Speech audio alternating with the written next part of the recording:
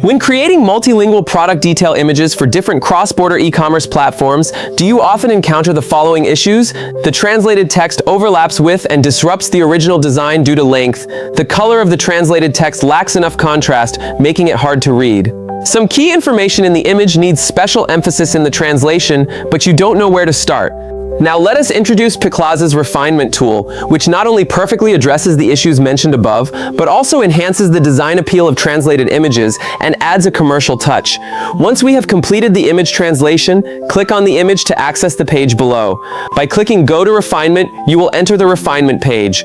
On the left side of the page, you'll find the text, repair tool, and Rise Eye features. On the right side, you can adjust the effects of the translated text in the image, including translation text, text style, text outline settings, shadow settings, and position information.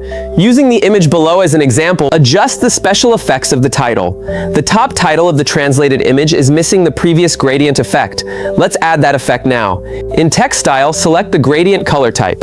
You can set the gradient direction and the start-end gradient colors. We'll choose solid color and then set the desired gradient colors. Next, for the text on the canvas, you can adjust the size and position as needed. Done. Now the layout and colors are consistent with the original image.